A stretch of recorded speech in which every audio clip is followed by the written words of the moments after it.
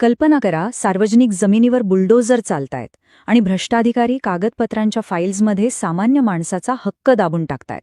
हा फक्त जमिनीचा तुकडा किंवा कायद्याचा संघर्ष नाहीये, नाही. हा आहे न्यायासाठी पुकारलेला एक लढा. आणि याच लढ्यामध्ये नागरिकांच्या संरक्षणासाठी एक जबरदस्त शक्तिशाली शस्त्र तयार करण्यात आलं, लोकपाल. पण हे शस्त्र नक्की आहे तरी काय, आणि ते आपल्यासाठी कसं काम करतं? चला, आज हेच जाणून घेऊया. आज आपण काय काय पाहणार आहोत.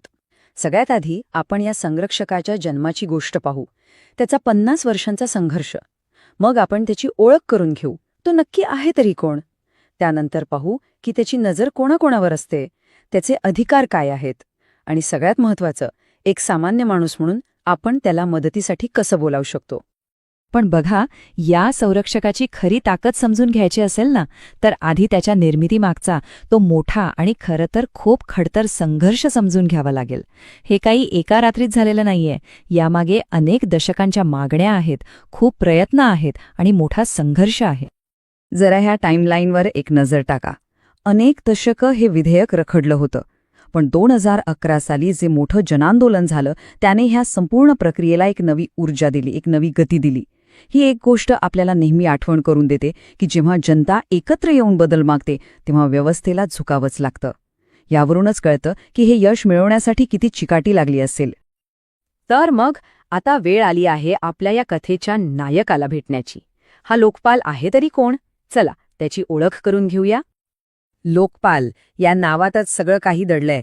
लोक म्हणजे आपण, म्हणजे जनता, आणि पाल म्हणजे संरक्षक. म्हणजे हा कोणी अधिकारी किंवा समिती नाही, तर तो आहे जनतेचा संरक्षक.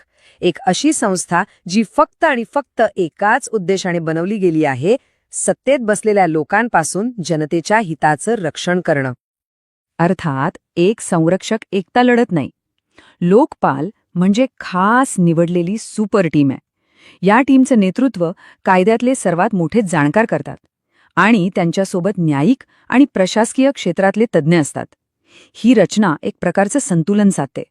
आणि सगळ्यात भारी गोष्ट म्हणजे आरक्षणाच्या तरतुदीमुळे ही टीम खऱ्या अर्थाने भारताच्या विविधतेचं प्रतिबिंब ठरते. ठीक आहे, तर आपल्याकडे एक संरक्षक आहे, एक तज्ज्ञांची टीम आहे.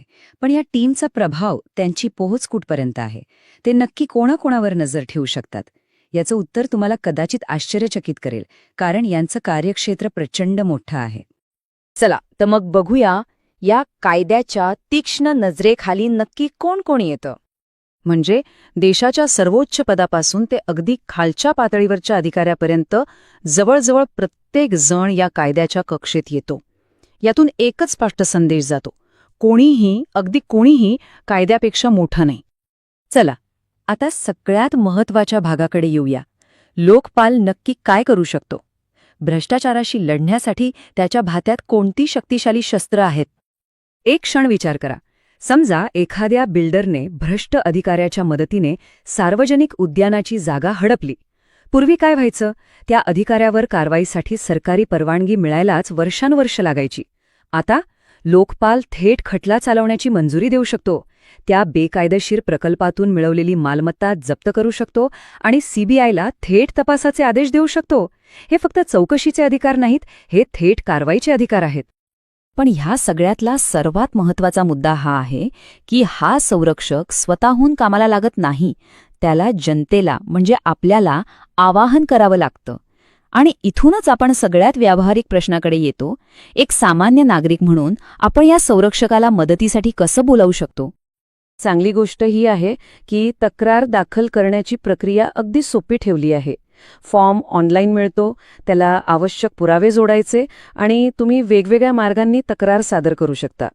हे यासाठीच केलंय की कोणताही सामान्य नागरिक या संरक्षकांपर्यंत अगदी सहज पोचू शकेल. हो, तक्रारी गंभीर आहेत याची खात्री करण्यासाठी काही नियम नक्कीच आहेत. पण सगळ्यात महत्त्वाची गोष्ट आहे का, इथे कोणताही आर्थिक अडथळा नाही. तक्रार दाखल करण्यासाठी 1 रुपयाही लागत नाही. हे यासाठी की न्यायाचे दरवाजे प्रत्येकासाठी खुले असावेत, मग त्यांची आर्थिक परिस्थिती काहीही असो. तर मग कायदा अस्तित्वात आहे, संस्था तयार आहे आणि शस्त्रही सज्ज आहेत. पण या सगळ्याची खरी ताकद ती आपल्या जागरूकतेवर आणि कृतीवर अवलंबून आहे. प्रश्न हा नाही की संरक्षक आहे की नाही, खरा प्रश्न हा आहे की गरज पडल्यास आपण म्हणजे जनता त्याचा वापर करण्यास तयार आहात का? याचं उत्तर आपल्या प्रत्येकाच्या हातात आहे. विचार नक्की करा.